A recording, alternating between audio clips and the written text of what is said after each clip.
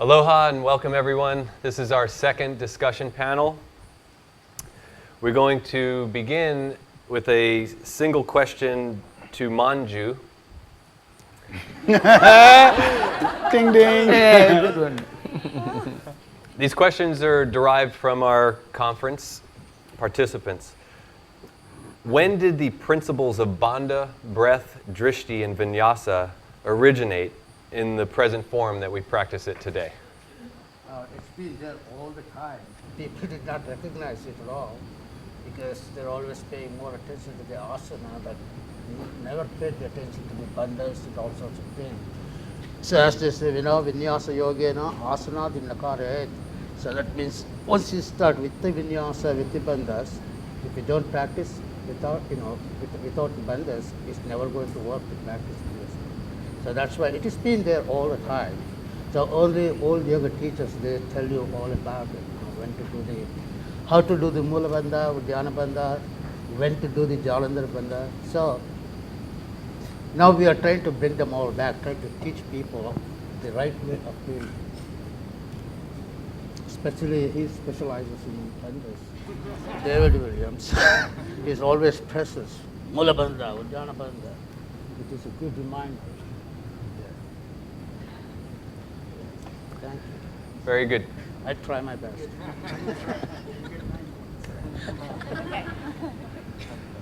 So I'm opening this next question up to the entire panel. How has your personal practice and teaching evolved over the years, over the decades?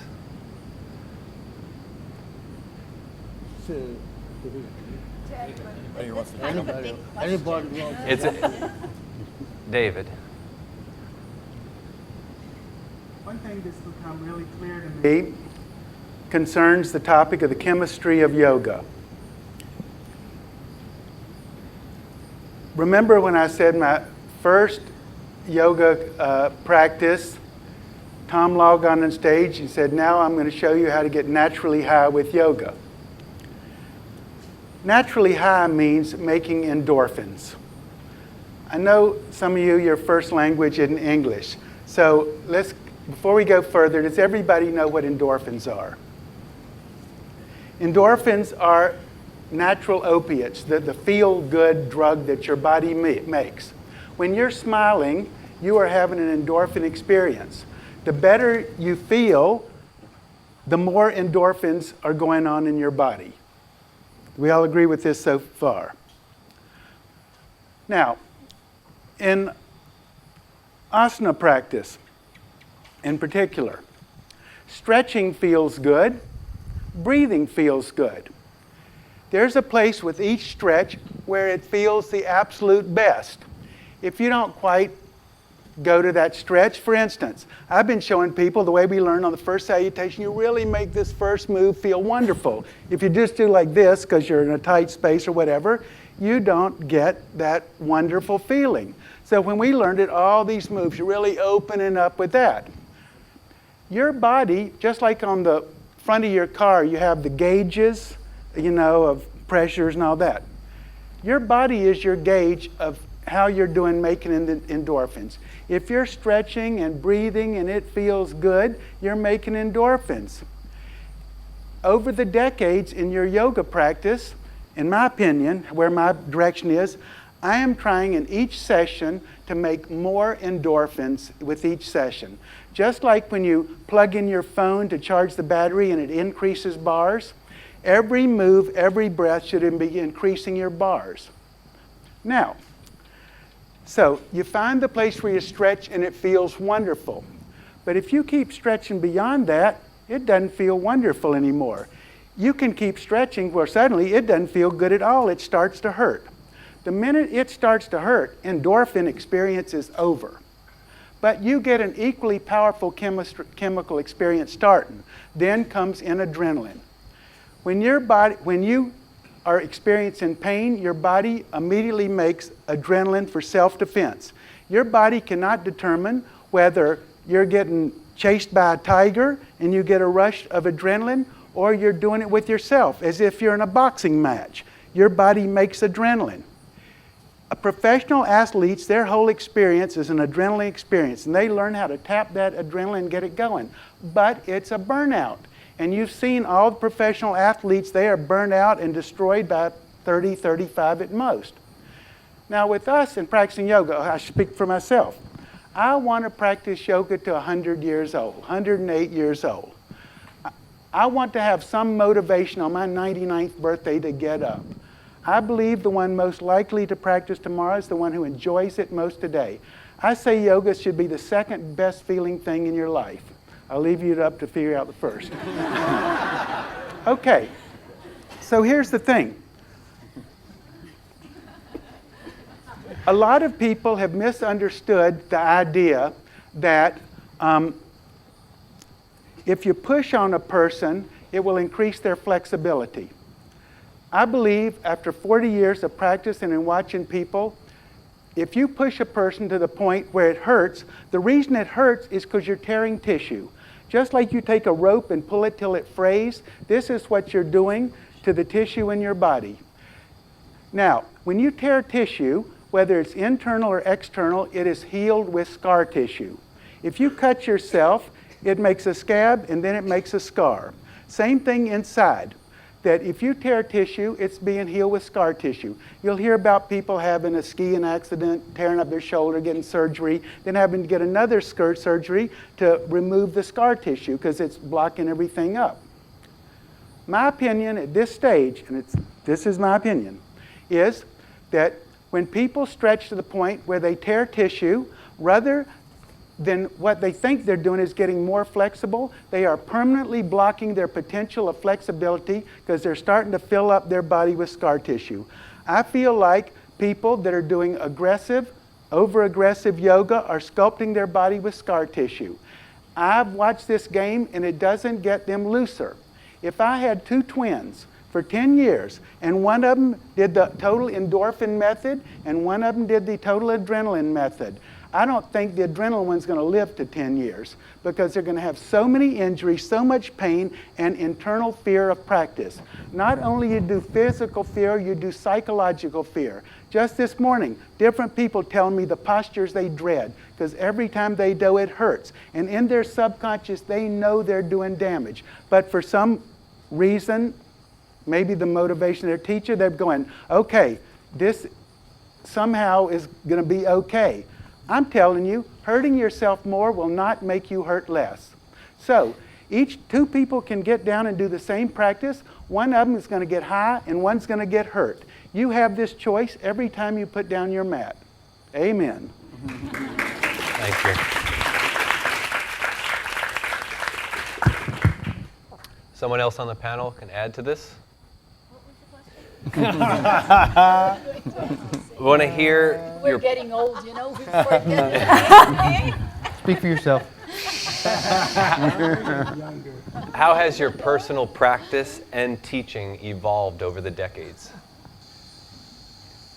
So, my personal practice changed a lot. I remember when I first started with Patabi Joyce, it was exactly the opposite of what David just spoke about. It was getting pushed like crazy. And we didn't have much else to do, and I'll talk about this again on Thursday.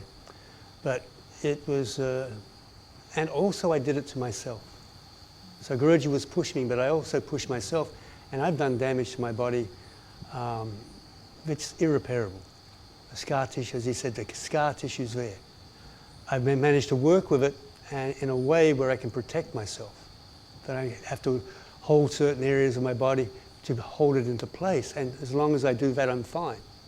In fact, I'm going to be forced to do yoga for the rest of my life, just to keep together. Amen.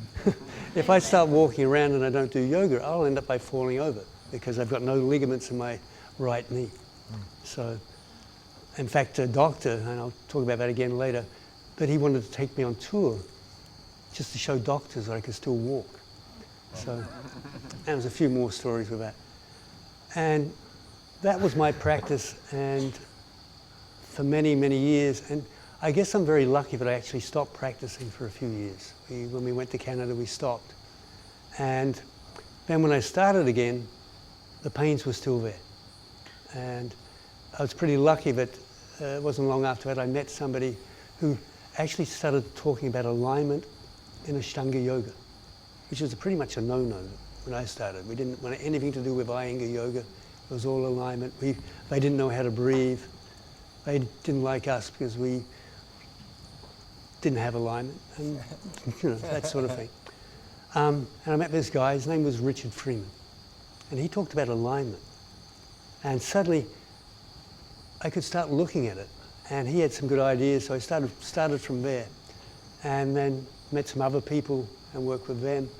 And since then, I've gone beyond that and developed my own type of practice, which I'll talk about on Thursday. And really, that's what I'm teaching, and it's got nothing to do with pulling people apart, trying to press them down, trying to make them go deeper. It's more about letting you know how you can do your practice yourself and adjust yourself, knowing what to do. And it's ways of working from inside, not from the outside. No stretching at all, no pulling yourself to pieces. As David said, stretching is going to tear connective tissue. And then you're going to end up with scar tissue, same thing. So that's what we want to avoid. And my teaching is going to reflect on that. So it's change. And probably some of you have felt it in the way I've been adjusting you. So I'll leave it at that. Thank you. I'll follow up on that. I think we started around the same time. Pretty much, yeah. And I know I came in with an overzealous attitude and a feeling of this is like another sport that I'm taking on. Just like a lot of people that come to yoga, they have that kind of feeling. And I attacked it like that and went for it. And I think my teachers at the time, before Guruji came to America, they only had a few years under their belt also. So we were all just kind of winging it. And then Guruji came in. He came in 78, and I had just started maybe 3 months before that. So I was still pretty raw and new to the whole approach. And Guruji was strong, and he was how old was he at that time? No, the second one. He was 63, and he had a tremendous amount of energy, and he was going around the room and just, taskmaster. And I think, when Manji was talking about Baddha Konasana, this one here, with the knees up in the air, and I was warned before, and they said, just breathe. And he came up and he stepped on this leg and stepped on that leg and pushed me down and let me go, and I came like a cartoon character back up. And so I was very, very sore in the very beginning. And I learned a lot through all of that. And just seeing, and it was all a big experiment at that particular time. And then I observed also that as more and more people came into the practice, it started to clean up a little bit, and I really appreciated that. Appreciated it from the standpoint of that we needed a little bit more of the detail to kind of refine it. And from that, I've been cultivating, and Rod and I have been cultivating more of a watching, and from our own personal practices of a long time, and observing within ourselves, myself, and seeing, and like Darby, I did a lot of, I wasn't just doing yoga, I kept practicing, playing basketball and surfing and other things, and I hurt myself really bad playing basketball. I tore the ACL on my knee, and my knee swelled up like that, and I went to the doctor, and at that particular time, he said, oh, you have to have reconstructive surgery.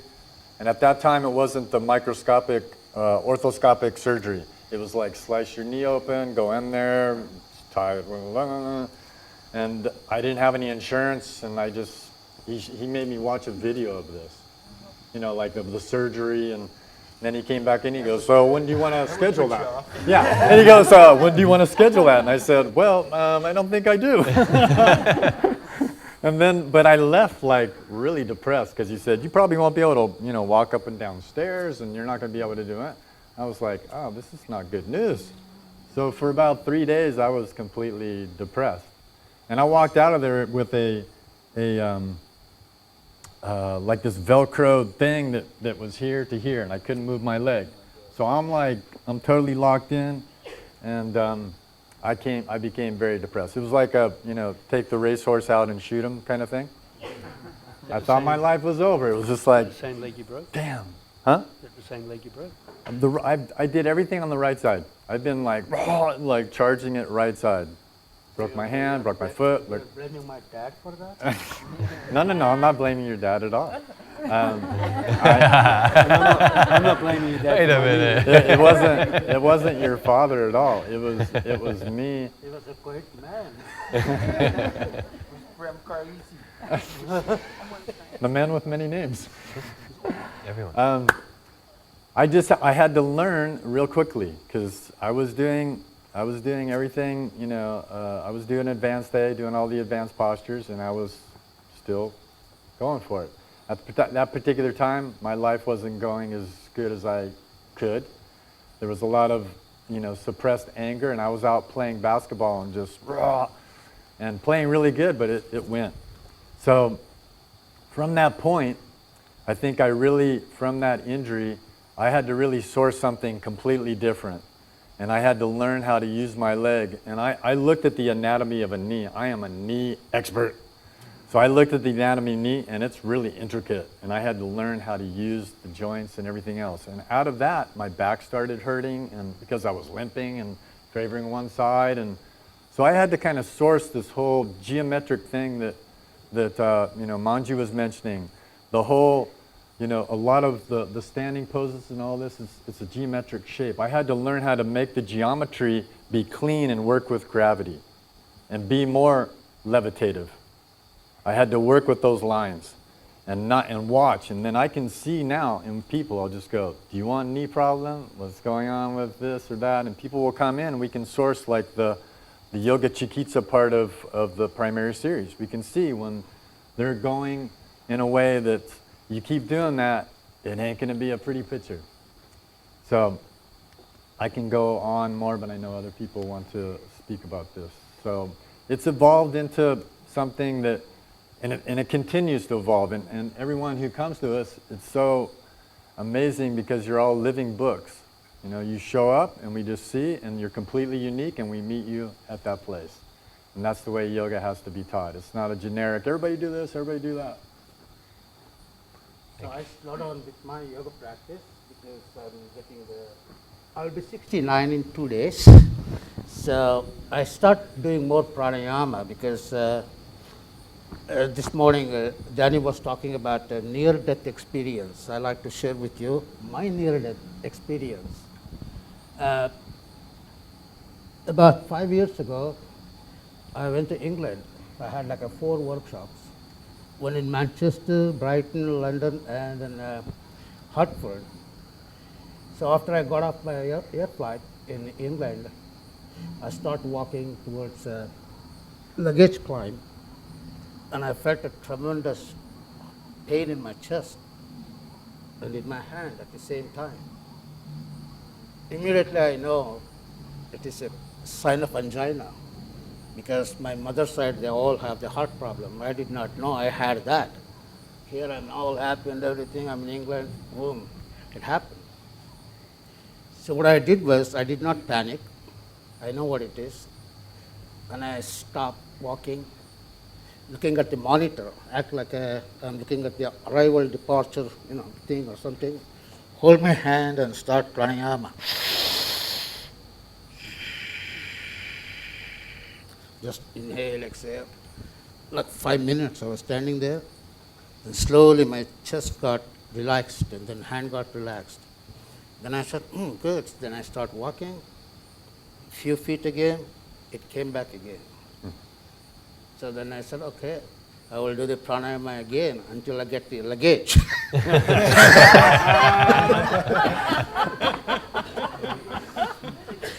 Then I started doing the pranayama again. You sat down and did that? No, I just standing looking at the monitor.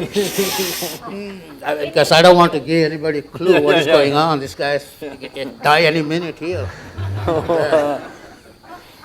Then I keep telling myself, Manju, you're not going to die in a Gatwick airport. You're going to make it.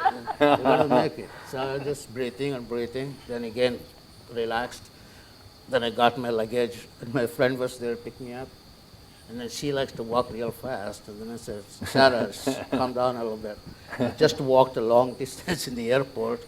Now we can go slowly. And she said, are you okay? I said, oh yeah, I'm totally fine, no problem. It's like, So then I went and did my workshops, all the 4 places, you know. It comes out once in a while, then I breathe again. I got to finish up. All the 4 places I had to go, I did everything. Then when I was teaching, helping people, I did not feel anything, you know, it was fine, everything was just fine. The day I'm leaving again back to California, I got it again in the airport. I said, something wrong with this Gatwick airport. I never fly into this airport again. So then again I relaxed and then got my boarding pass and got into my flight, waiting until the plane takes off, then immediately put my bed and went to bed. So I told them I don't want to eat, drink or anything, just let me sleep. So after that, went to San Diego, California. I told my wife, I think you should make an appointment with the doctor. Then she said, what happened, what happened? So, well, I almost had a heart attack 3 times, so very casually. I said, nothing there, just a heart attack. So she said, she's like me, she got like oh really, I call doctor. So she made an appointment. Then I went to the doctor, they said, check me out. And then they said, okay, you got to go to the cardiologist. Went to the cardiologist. So every time I go, I don't want that things to come back again. So when they took the x-ray of my heart, the cardiologist came out and asked me, Mr. Joyce, what do you do? What is your profession? Oh, I'm just a yoga teacher. I'm doing this for the past 50 years. And I said, well, when this happened, what did you do? And I said, well, I just did some breathing exercises. Can you show me? Then I said, and then I hold it and let it go. Then it's got away. Then he said, well, I want to show you the x-ray of your heart. He showed me, according to this x-ray, you are supposed to be dead. There's only little space left. Wow. So when you walk fast, it demands oxygen, you can't supply it. So that's how my uncle, and then my chart looks the same. My uncle died, you know, in a heart attack. So then they said, well, we have to have a quadruple bypass surgery on you. Wow. Then I said, oh, when is it going to happen? Are you not afraid? I said, no, I'm not afraid at all. Because next month I have to go to Sydney, Australia. I want to get this over with. So then they did the operation. Then I started telling, like everybody, how pranayama saved my life. You know, I saved my life by doing that. That's what I started teaching pranayama to the people, best practice every day. Then after the operation, everything is fine. Then all the energy came back, so I can able to travel around. Then I told all my friends who are in their 60s, you know, even if you don't have a heart problem, get a bypass surgery. You will feel well.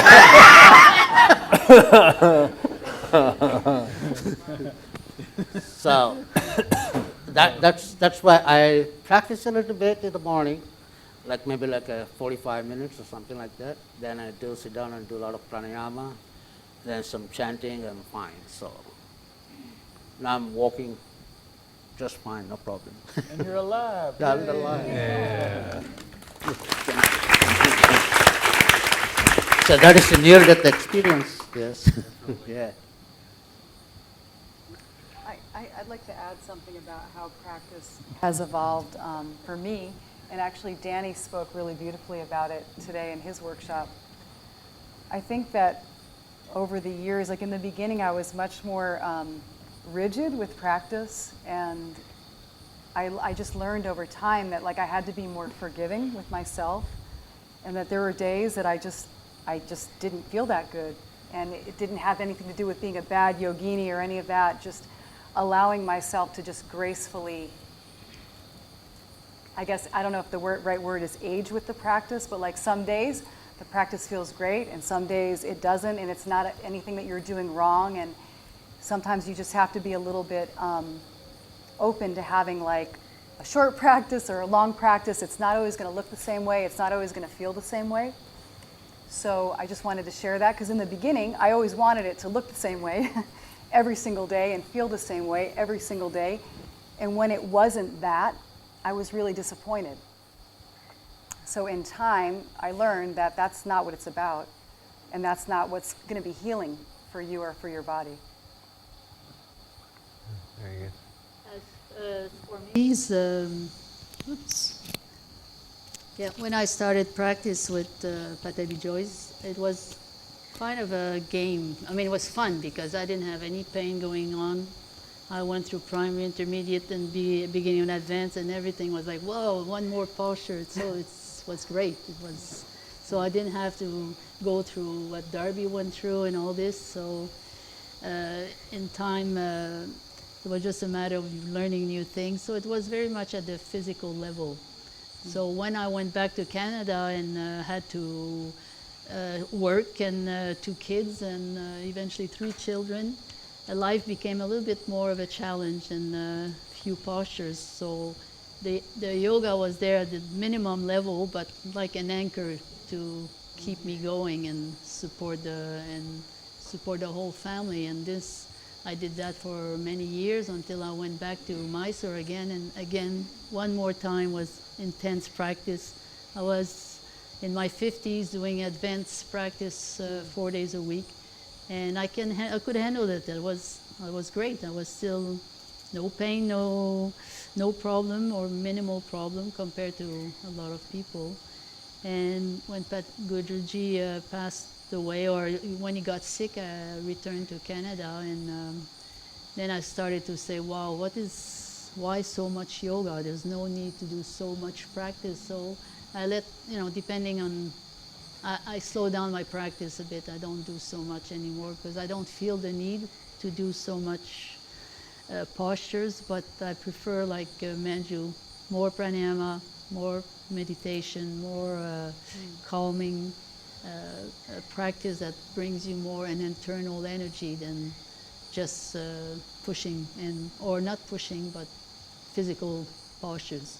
So I think with age we kind of adapt, but also mature inside, and we're looking more an inside practice than being out on a mat and doing physical exercise or physical asanas.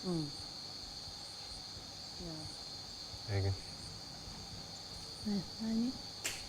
So there's a lot to say about this question.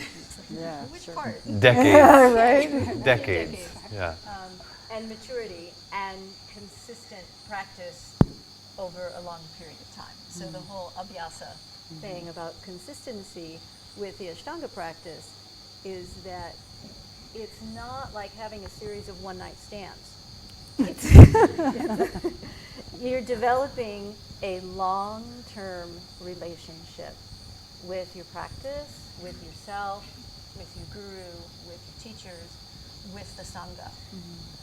And it's only with that consistency that we can identify and work with the nuances in the practice. So when any practice is new to us, we're working much more on a growth level. Okay, this is how it goes. These are the mechanics. This is the sequence. This is what the poses look like. And it's about, okay, figuring out the poses. And after doing those poses in that sequence for years, it's a whole different relationship. So only by having that consistency of doing the same practice can we develop the capacity to recognize that and really recognize the essence of the practice, not just what the poses look like, right? So over the years, both in all of our personal practice and for me, especially in my teaching, my intention has matured into allowing each and every student to have the experience of the essence of the practice. So that's going to look different for everybody, right? The poses are going to look different. And then that gets more refined into how we even teach the poses, right? So that we don't substitute one pose for another in the name of ahimsa, but we allow ourselves to be creative and identify what is the essence of this posture, who is this student, how can I allow them to have the experience? So that's become my primary intention in teaching, is to make the experience accessible to any body, not just the hard bodies, right? And I've been working a lot more therapeutically with people who don't have all their limbs and organs and can't function normally. And what a gift that is, you know, to just have that experience, right, of someone else having the experience. And it's so gratifying. You know, you can't ever take it for granted. And the other thing I wanted to say about that is, with the maturity and practicing for decades and being in the practice for generations, you have that capacity to identify what is the best medicine for each student. So that wisdom only comes through experience. It does not come through teacher training courses. So it's got to be a student-teacher relationship, and there needs to be some element of faith and trust. And if that isn't there, there's going to be injury on some level. And we talk about injury and pushing, right? Pushing and injury isn't limited to our structural body. And sometimes pushing is good medicine. Okay, Guruji pushed me till my ego cracked. And without that push, it probably would have taken many more decades or lifetimes. So for that, I am grateful. So there is some appropriateness in the medicine, but we need to know what we're doing, right? And as students and practitioners, we need to have a relationship with our teachers that embraces that, right? And that we're open enough to give and take and receive and push and pull a little bit safely. Yeah, so I think that safe environment, creating safe space, is not just about our structural body, because the practice works on so many levels, right? And anyway, so there. Thank you. Yes, Danny. I'll just say a couple of things. I mentioned things similar to some similar things this afternoon. It doesn't matter to me what I did yesterday, and it shouldn't matter to you what you did yesterday or last week. You have to pay complete attention to what's happening today, because your body and mind are indicating what level you can practice at. So I also, when I teach and when I practice, I aim for like I said this afternoon, for a healing force. That's what I'm looking for, is healing, not how far I can go in a posture. So I'm looking how the breath and the heat, the internal energy is working for healing every day. And that's what I always suggest to people I'm teaching. Make it a healing practice. Don't be concerned about how deep you're going in the position. And the other thing is, every pose, as far as I'm concerned, represents hundreds or dozens or scores of derivative poses. You know, there's the sequences are amazing because they're suggestions. They're just suggestions. That's all I look at yoga as. It's a suggestion for healing. So once you learn it, you become independent. That's the amazing thing about this practice that I found right away. You learn the practice, then you can do it yourself. You're free. You're free of teachers, you're free of any kind of dogma, and then it depends on how you do it each day. And then, you know, over the years, you asked how we practice. Over the years, I've practiced with lots of other yoga teachers, and they've shown me something, and poses that aren't in Ashtanga yoga. And if I liked it, I started to incorporate it in my own practice.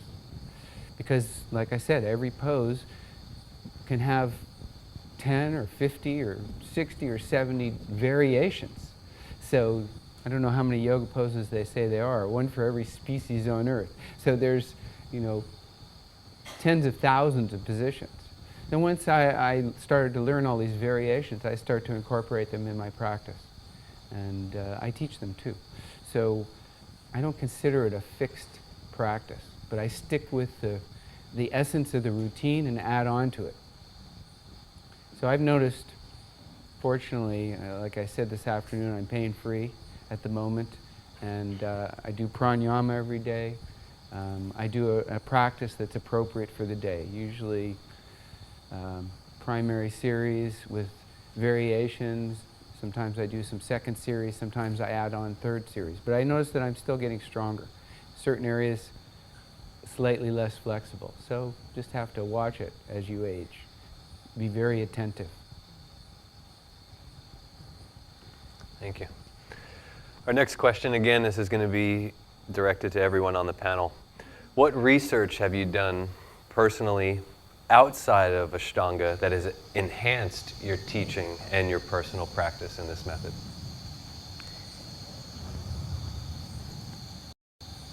I said all that this afternoon.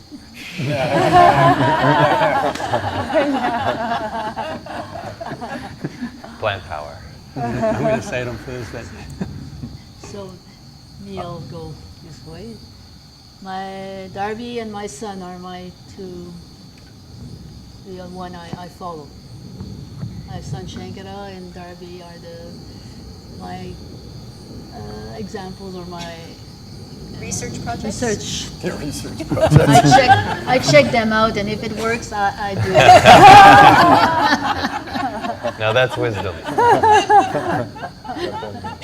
Try this, Darby. So I'll continue then. Yeah, well, that's what I said before you talk, I'll say. So I guess I worked with a guy from an Iyengar where he was coming from Ramadan Patel. He was a disciple of Ramadan Patel. Some of you know him, Hart Laser. And so I worked with him a while. We used to do workshops together. His name was Hart, so we did workshops called Derby with Hart. And so I picked up a lot of this Iyengar influence and incorporated it into my practice. Other influences after that was my son. So Joanne was saying about Shankara. He's very brilliant, does some incredible research in his own way. So I picked up a few things from him, and I'm always picking up stuff from him and then adding to that. So we were kind of adding and working together. Another influence would have been Tai Chi. So we did Tai Chi for about a year. And so that was a great learning tool. In fact, one of the great things he said was, first you, as Annie was saying, first you learn the form, basically the postures, you work on the form, and you realize then that the form's starting to work. So if you start to learn to move your hands, you do that first, then you realize the movement of the hands starts to go into the core. And in the end you realize, hey, I can move my hands from the core. So you just reverse the whole sequence. So that was kind of what I took out of that. And that's a lot of my practice now, and a lot of my teachings are coming from that. So that's the way I guess we developed, and biggest influences I've had. So.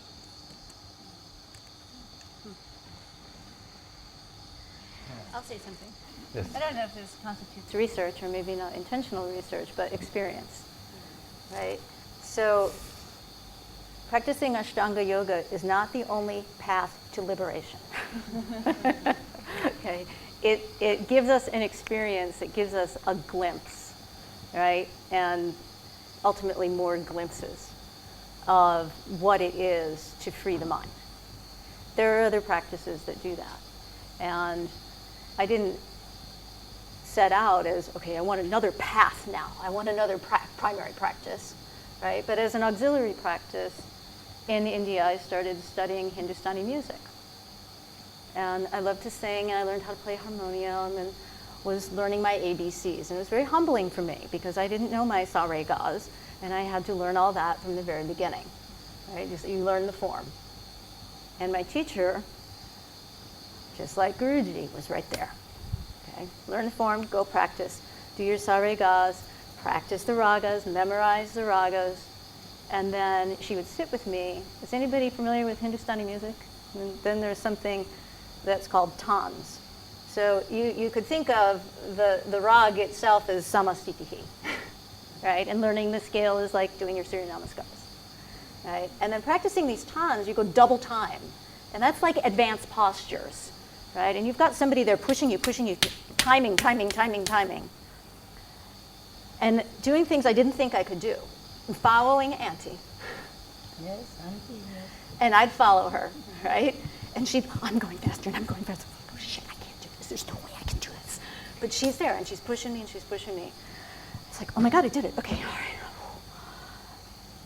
And there were several times I realized that feeling I had inside my system, my human system of 350,000 nadis, was having the same experience as I had had with Guruji when he was pushing me, right? Just far enough. Not far enough to break, right? Only the parts that need to get broken, the mind stuff, right? Just far enough. It's like, oh, I get it. These people are gurus. They know how to bring us out of the darkness. So that just reaffirmed my faith in practice and in having elders who have had these experiences, who know how to bring along their children. And I've had a few other experiences in doing practices at the ashram and places where I live that takes you to that point where you don't think you can do any more. But with that little bit of assistance or pulling, pushing, whatever it is, takes us beyond our preconceived limitations. Without that, I don't know where I'd be. But there. Yeah. Yeah, music, I think, heals. I think Danny would attest to that on many levels. Yeah.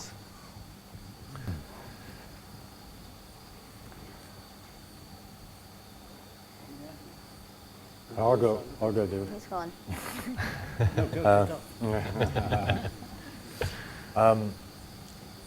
Yeah, I had the good fortune of, after meeting Guruji and practicing for a few years, I was in Encinitas and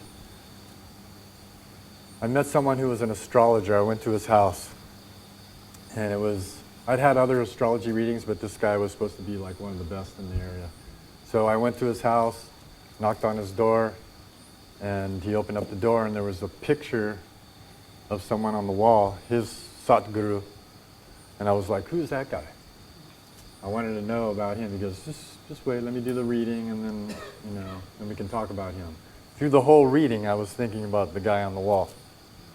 And after that reading, I asked, who is that? And he told me about him. He said, read this, check out this book. And it was another path of yoga, and it was called Surat Shabad Yoga. Surat Shabad Yoga, the yoga of light and sound. And his name was Charan Singh. He was a Sikh. He had a turban, long white beard, and also the path was called, he explained that the meditation was called dying while living. And Danny was talking about this earlier today.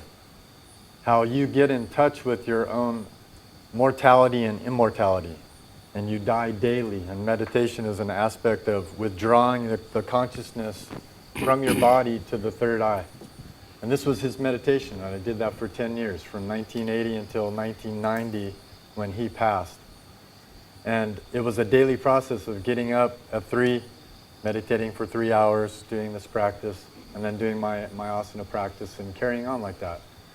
Many revelations. I spent a lot of time with him up in northern India, in the Punjab, and went through a tremendous amount of internal kind of practices and revelations, and seeing myself going into the space of practicing dying, withdrawing the consciousness out of my body.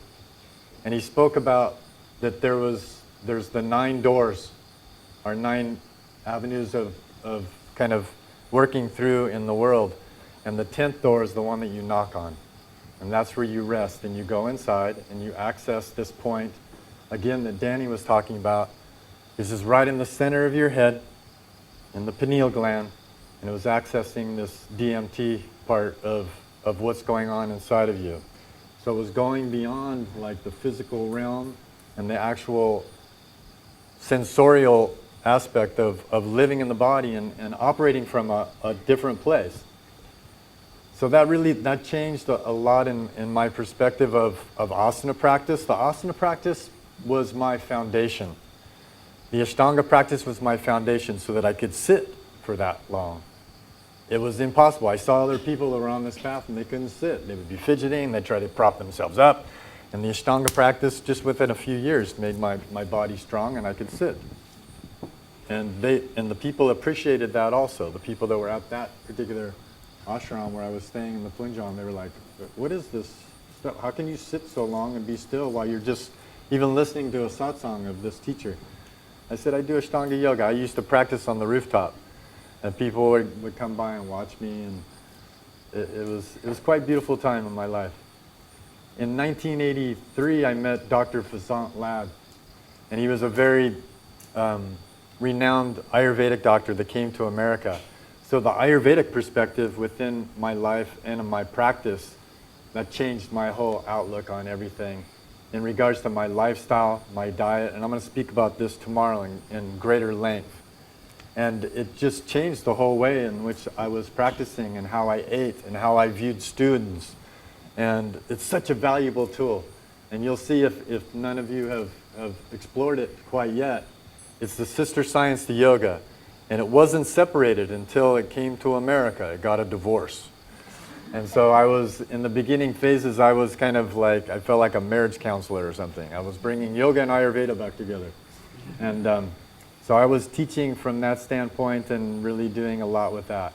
And then I met Radha, and she had been studying Ayurveda also, and we kind of, that's part of what we do, is that we incorporate that within the way that we teach and how we view people. And it's been quite wonderful. It's been a great evolution with all of that too.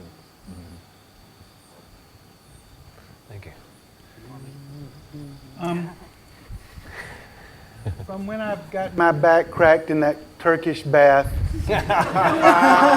Never recovered. I was fascinated.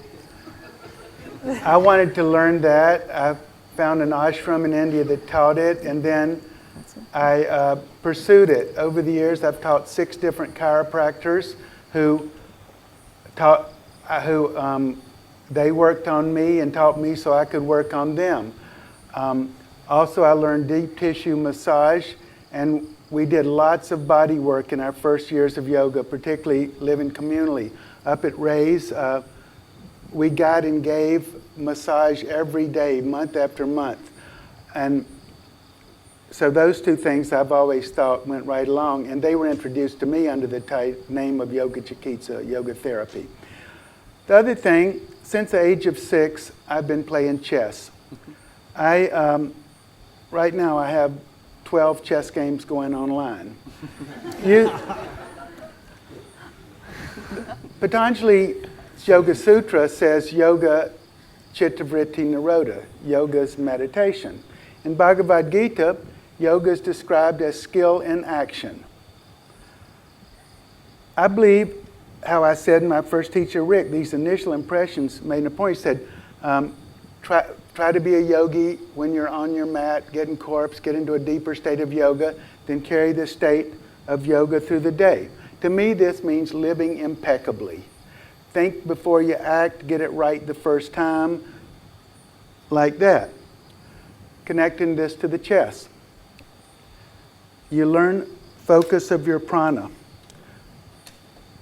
19 years, most years they have the Hawaii State Championship in Honolulu, and I never went because there's a big hassle, and go stay in a hotel and that. But one year, 19 years ago, they had the Hawaii State Championship on Maui. I am undefeated going into the final round. It's me and another guy playing for the state championship. You're using a clock. You have 2 hours for your moves. We are down for your first 40 moves, and then they extend the clock. Anyway, we are neck and neck, not even a pawn ahead, and almost 4 hours have passed. I've decided I am ready. I've got to put this thing away. I'm sitting across from him. I put my legs in lotus. He fell apart within three minutes, and I won. Swami. This may be called using cities, but I was ready. That just might be the oldest trick in the book right there. There you go.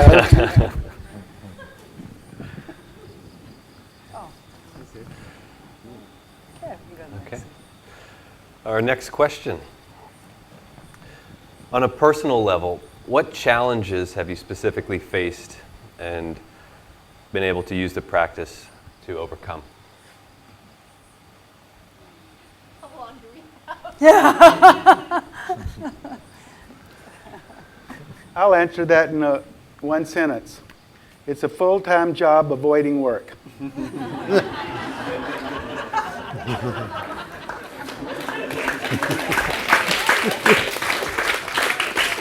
And the second part, find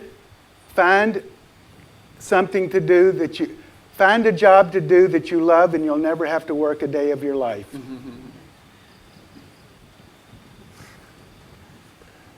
And that's what Danny was saying today. It'll come to you. Find something you love, and then it's not work. I told my son, I've never worked, but I've always been earning.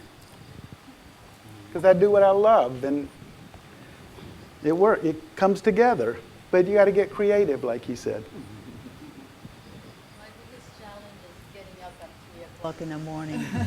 I think for me this is like a killer, and I just cannot get used to it. I wish I could, but I find it hard to get up. Even when I bring you a cup of coffee. Yeah, he's the one every morning brings me a cup of coffee and time to get up, and it's something for me that is.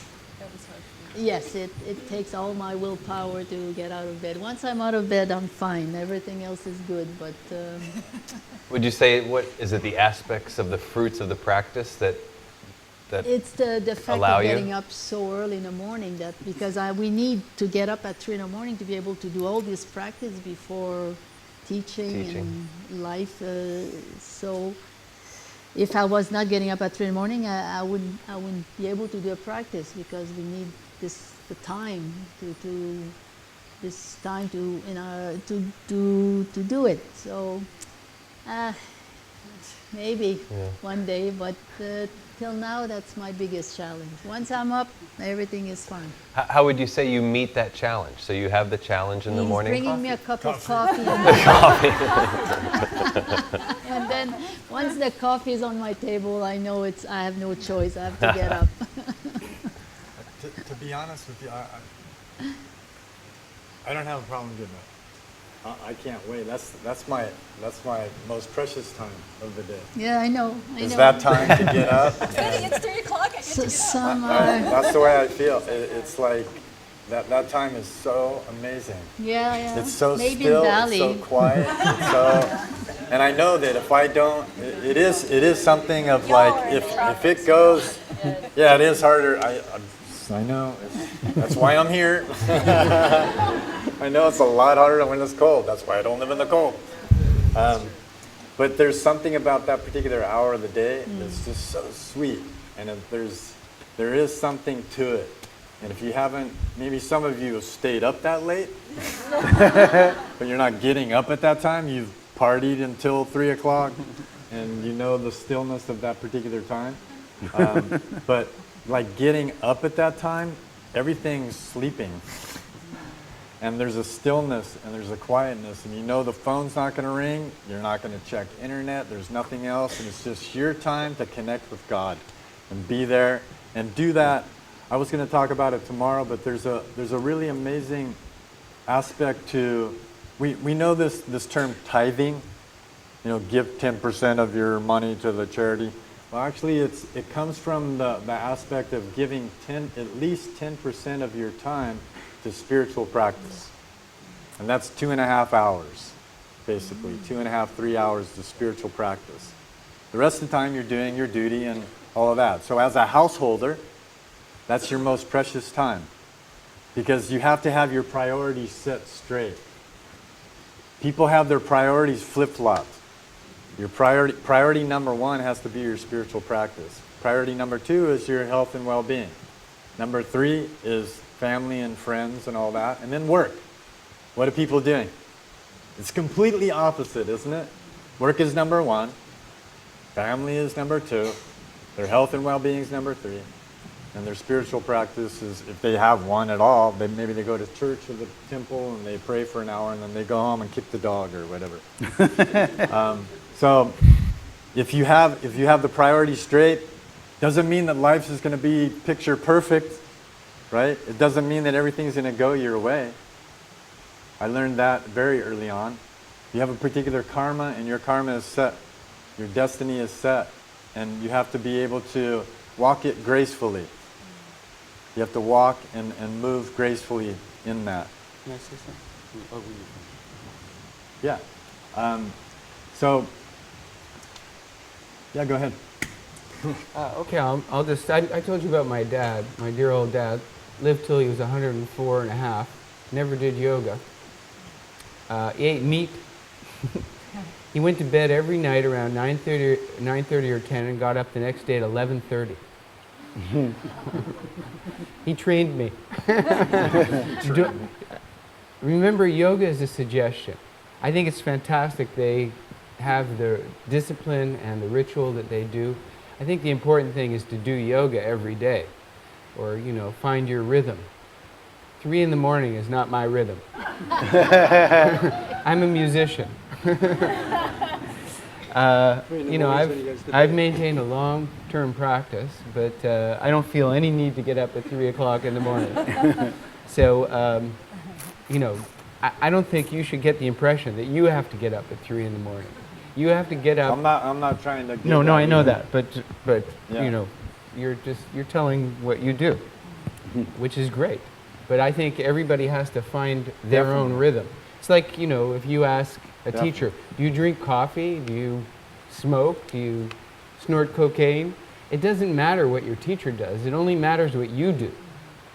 So, you know, you learn the discipline and create it in your own life and your own rhythm. If you can get up early in the morning and practice, that's amazing. I completely agree. I thank you, Bubba.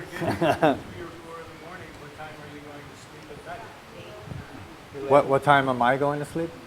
I go to bed at 9. 6 hours is good for me. I'll have a nap in the afternoon, which can go for an hour. I am trying to shake my jet lag since 1975.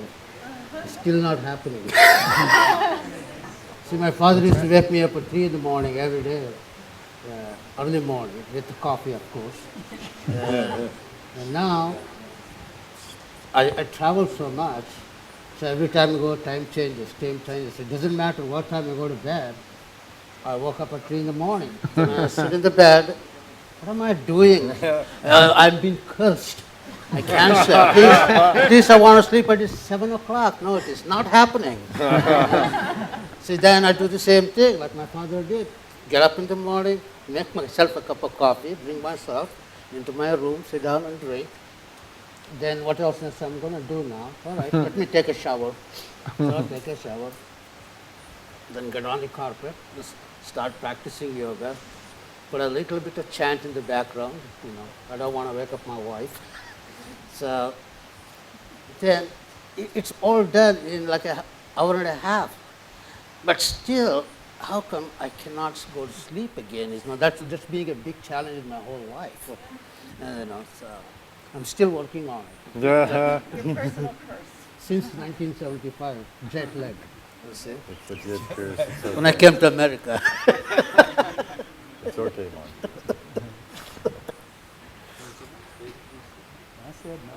Challenge?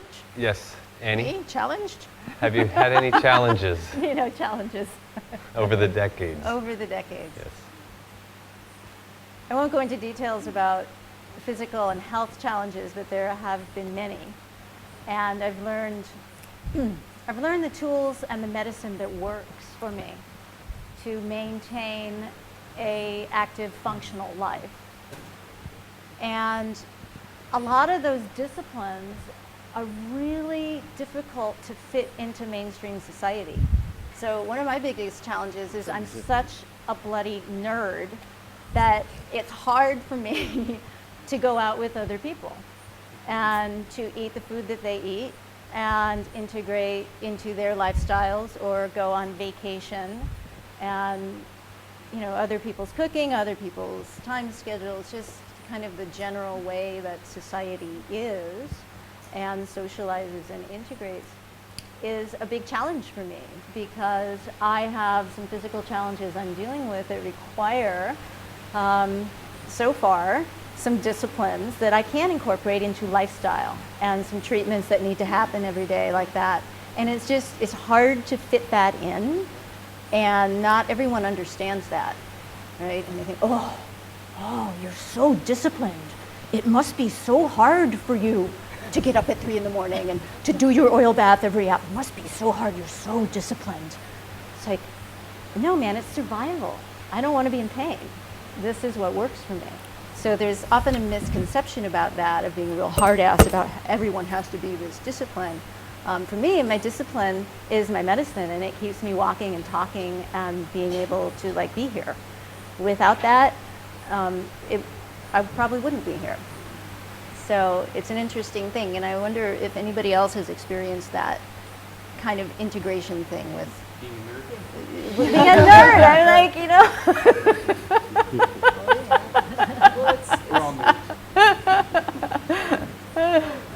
No, I was going to say it's challenging to, when you find a path that works for you, but other people don't understand it, it's challenging because it works for you and you know it feels good and great, no matter what it is, whether it's getting up at 3 or doing Ashtanga or doing a certain type of meditation. But when the people around you aren't familiar with it, maybe it threatens them or it scares them, and so then that becomes a little bit challenging for you because you want to make them feel comfortable, but you want to continue to do what's right for you. So that's a challenge that I feel like I experienced early on. I was doing something different from the other members of my family, from my friends, and the bottom line was it made me feel better. So I just had to do that and stick with my practice, even though I think it was challenging for certain friends of mine. Like, why are you doing that practice? Why are you getting up every day? Why are you eating that kind of food? It was a challenge, but inevitably it was something that I wanted for myself. So. Yeah, I think I'd like to add on to that challenges, I think most everyone that has stuck with practice ultimately become something that you embrace. You know, that the challenge becomes the teacher. The pain, whether it's physical or emotional, in my experience, has been something that has inspired me to look deeper. So rather than having almost a negative tone on the idea of a challenge, you know, you're going to have challenges in our lives no matter what. Yeah. And as they arise, to have them embraced. And he's saying pain from a head-on car crash, not from his yoga. The yoga ended his pain, just amend that. My background was in professional athletics, and I had a double 360-degree fusion laminectomy on my lower spine 21 years ago. And I did yoga 5 hours a day, treading water 2 or 3 hours a day, spending time sitting still, completely switching to a plant-based diet. And that allowed me to continue to play professional sports. And the car accident, the surgery, and the pain that I went through in that process ultimately is inspired me to devote myself to yoga and to spend time with my brothers and sisters that have experience that I can learn from. And I devoted myself to Patabi Joyce, Manju's father, and spending 10 years in India annually. And so I now think of those hurdles as my primary teacher. You know, that I wouldn't be standing in the way that I stand today had I not had such heavy challenges. So, you know, when we do have the challenges in our life, you know, to know that they're not a mistake. You know, the challenge is not an error, and our problems are there to shed light and to improve us. And when we embrace challenge and pain in that light, I think that's where we can grow to become our best. Well said. Yeah, bravo. I'd just like to add.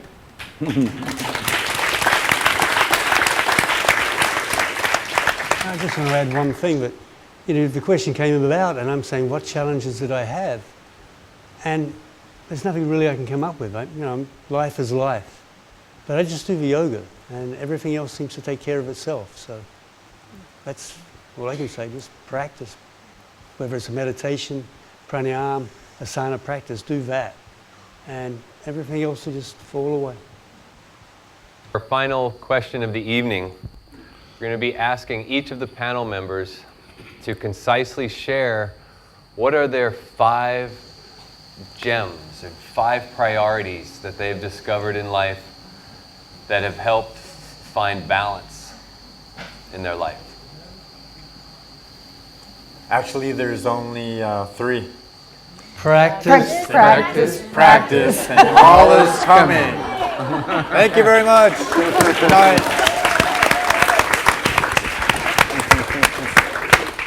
No, really, that's it. That's the truth. Seriously. Good night. I don't think they're going to buy that. No, they're not going for that. So we're going to go right on down the line because there's one mediator here. And heading with the panel, I think we're going to start with Annie, going first this time. If you were to share something with a new practitioner or a child that you're putting into the world, what would you make sure that they knew before starting go?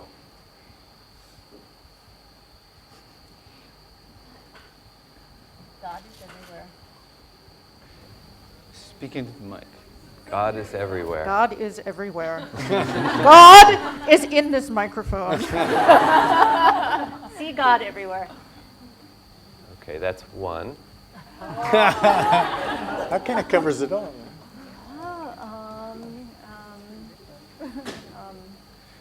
That covers Practice, Yeah, God's in number 2 Truth. and 3. simplicity, and love. Thank you. Joanne? Oh,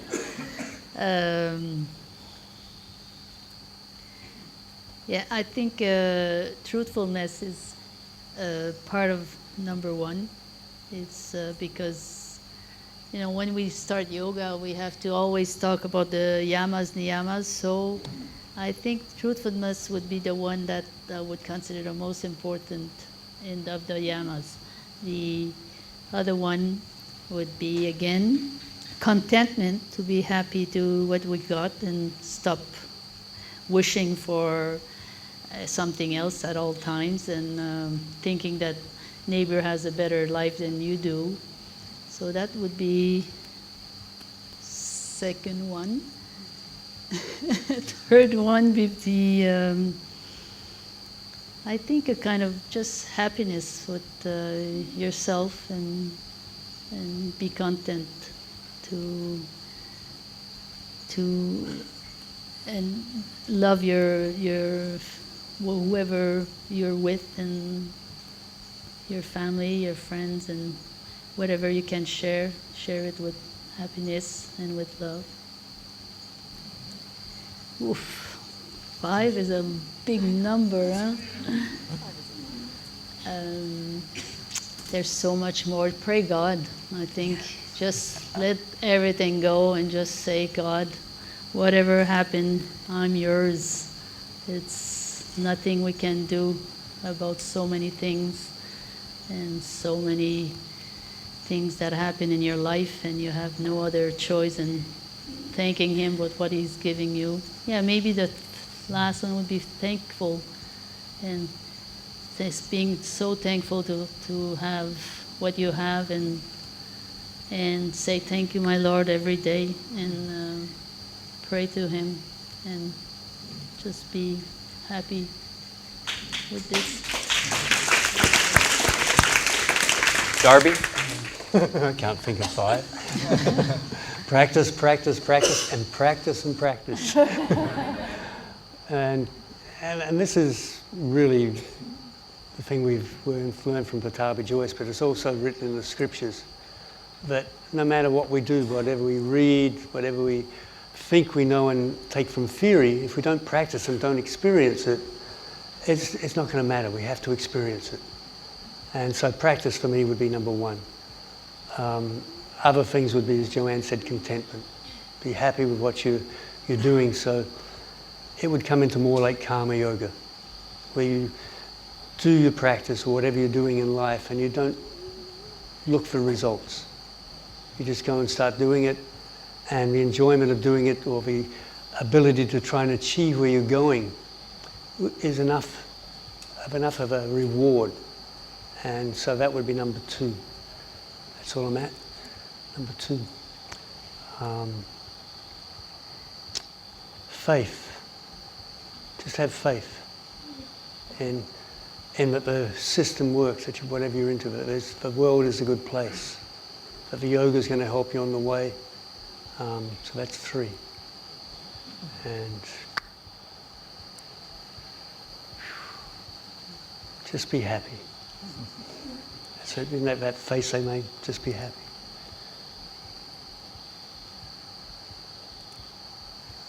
One Are more. we just One going more. down? One more. I'm still going. Evidently. I'm just trying to. I'm just kind of blocked. There's so many of them. So many great things that you could say. He's coming in. So. He's trying to ask me as well. Wow. Sweet. Yeah, just think life's sweet. It's kind of a wonderful place to discover things. It's an opportunity that we have here to have the chance to find out really where we are, where we're coming from. And it's something we already know that's inside us. It's very deep within us, and we just got to go through it and find and try and find the answers. And just be, again, just looking, searching. So I guess to search, to have an open mind and be willing to look, to be willing to search and not just be taking things for granted, following what everybody else says. Question things. Even if people tell you this is the right thing, question it. So that would be a good thing to do. Never believe what you're told. Try and experience it. So that would be number 5. Thank God. Thank you. Thank you. Okay.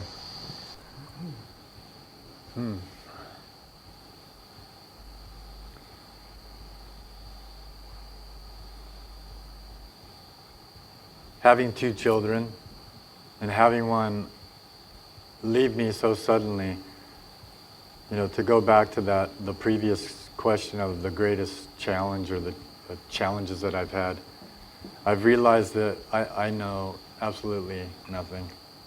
And I don't have a clue as to what's going on, and it's not in my hands. And I know that in the way that I approached life and the way that the things that I told my children, it was through the way that I lived my life. And that's the way hopefully I'm showing up, and that's the way that I'm teaching. It's like by example, not do this, don't do that. There's 5 rules, there's 3 rules, there's a 7, success, to a higher living. It's not like that, it's not linear. It's an overall, the mind likes, 1, 2, 3, 4, 5. Life doesn't go linearly. And what happened for me just recently, I had to let go.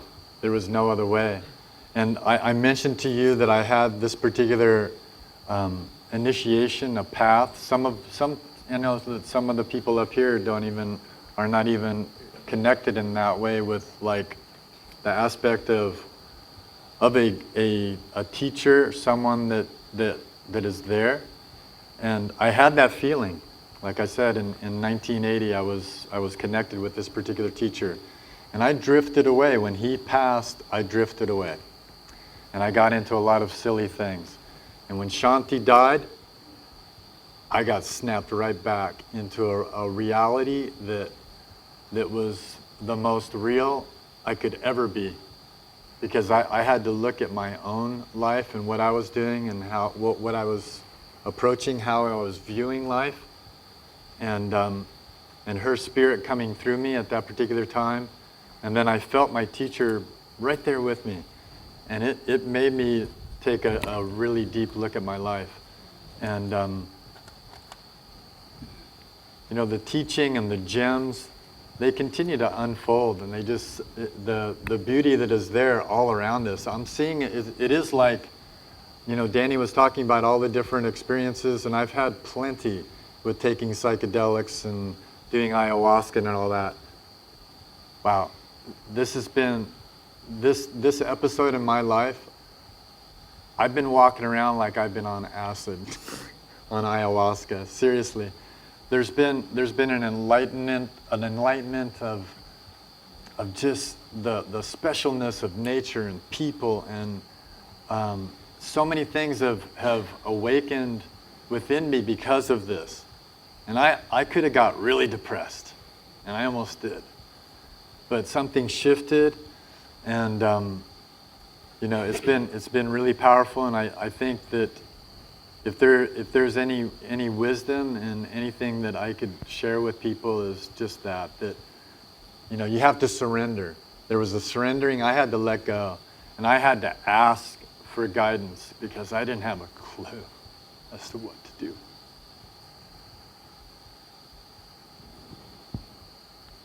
And I've been so blessed, really. There's been so much grace and love. And that's kept me moving forward because I wanted to die. And out of that, my life has gotten so much richer. I have a better feeling with Radha, with everyone I come in contact with.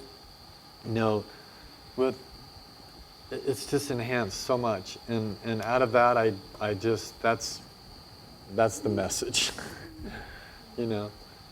So that's it. Thank you.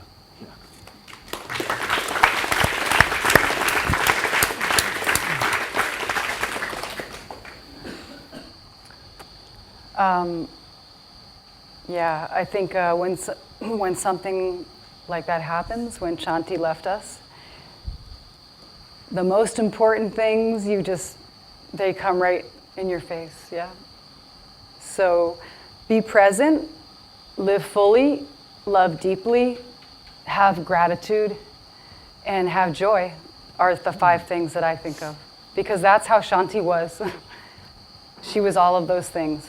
So simply put, those are my 5. Thank you.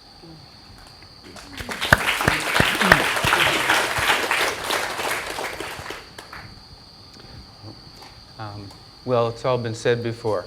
I say, count your blessings. You got more than you realize. Live compassionately and tenderly, with kindness and love. Travel. Find out what's really going on. That's the only way. Don't read about it. Go there and check it out. Discover an art that you love to do. Music, surfing, gardening, writing, poetry. Write a poem, sing, dance. Remember that you're carrying everything in your own being. All the strength, all the happiness, all the joy. It's within. Happiness is something that happens when you decide to be happy. The last thing, stay positive. Thank you, Danny.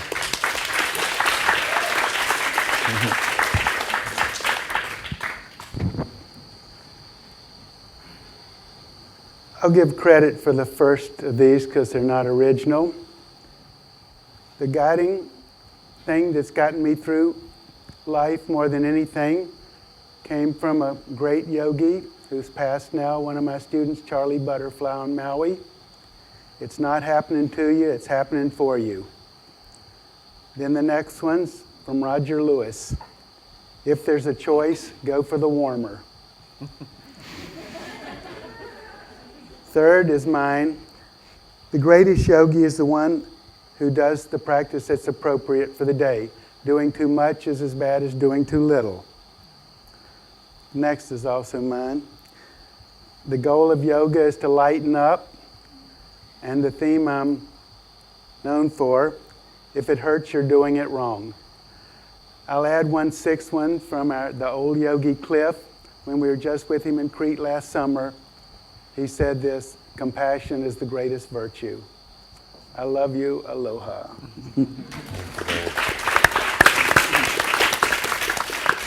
Well, they took all my lines, so. So all I can say, my 5 things are smile, smile, smile, smile, and keep up smiling. That's the most important than anything else, okay? Thank you very much. Thank you, everyone.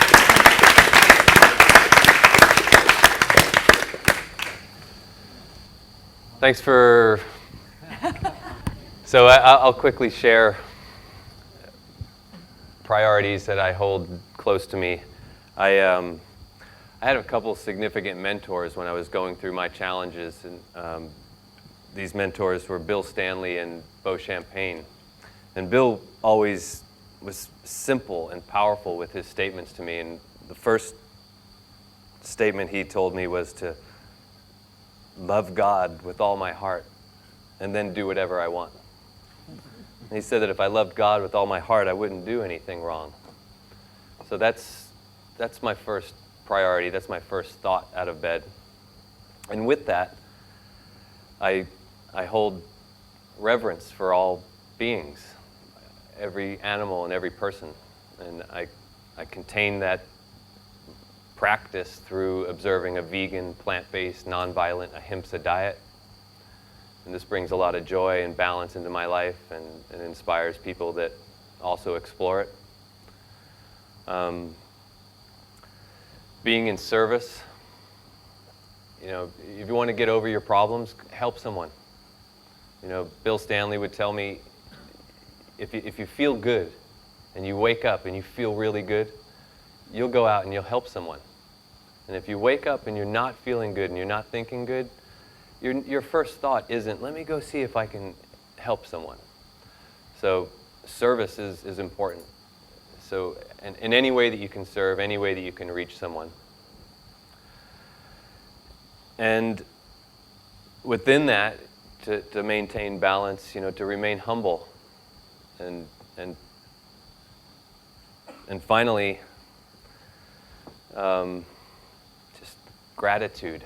And even Paul McCartney just turned 71 and released a new album, and there's a song on there that's just been lighting me up, and it's called Appreciate. So just appreciate. We have so much. We're usually tripping on our problems and worrying about what we don't have and focusing on the deficit. And it's a lack of awareness. We're so rich in so many ways. Everyone in this conference, everyone on this panel, we're beyond blessed. If you have any inclination to attend such an event, you're already beyond blessed. You know, Guruji, Manju's father, would say that if you had an inclination to be attracted towards yoga, that you've touched yoga before, it's coming from past cycles on the wheel. So those would be my priorities, and to appreciate each other and appreciate all that we have. Thanks for coming this evening. This is the end of our second panel discussion, and we'll see everyone for some Mysore-style Ashtanga Yoga at 8 a.m. All right.